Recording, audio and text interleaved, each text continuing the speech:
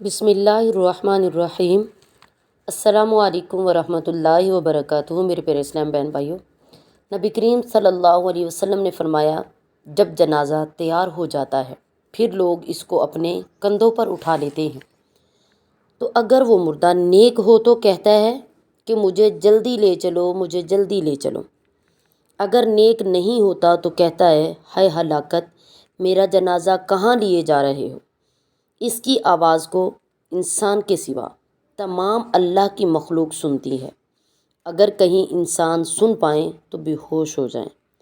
نبی کریم صلی اللہ علیہ وسلم نے فرمایا، جو اللہ اور یوم آخرت پر ایمان رکھتا ہو اسے اپنے مہمان کی عزت کرنی چاہیے۔ اس کی خاطرداری بس ایک دن اور رات کی ہے، مہمانی 3 دن اور راتوں کی۔ اس کے بعد جو ہو وہ صدقہ ہے، اور مہمان کے لیے جائز نہیں کہ وہ اپنے میزبان کے پاس اتنے دن ٹھہر جائے کہ اسے تنگ کر ڈالے۔ نبی کریم صلی اللہ علیہ وسلم نے فرمایا، جب تم میں سے کوئی شخص مر جاتا ہے تو اس کا ٹھکانہ اسے صبح و شام دکھایا جاتا ہے۔ اگر وہ جنتی ہے تو جنت والوں میں، اور اگر دوزخی ہے تو دوزخ والوں میں۔ پھر کہا جاتا ہے، یہ تیرا ٹھکانہ ہے، یہاں تک کہ قیامت کے دن اللہ تجھ کو اٹھائے گا۔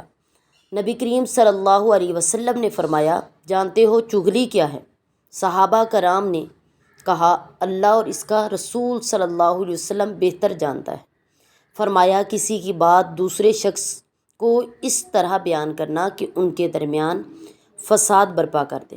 نبی کریم صلی اللہ علیہ وسلم نے فرمایا، اللہ تعالیٰ تمہارے لیے 3 باتیں پسند نہیں فرماتا، کیلا و کالا، فضول خرچی، لوگوں سے بہت مانگنا۔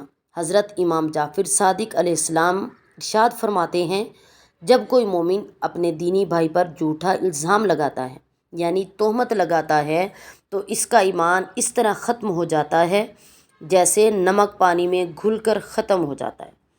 نبی کریم صلی اللہ علیہ وسلم نے فرمایا، جو شخص کسی مومن کو غمگین کرنے کے بعد اسے تمام دنیا بھی عطا کر دے پھر بھی اس کا کفارہ نہیں ہو سکتا، اور نہ ہی اسے کوئی اجر ملے گا۔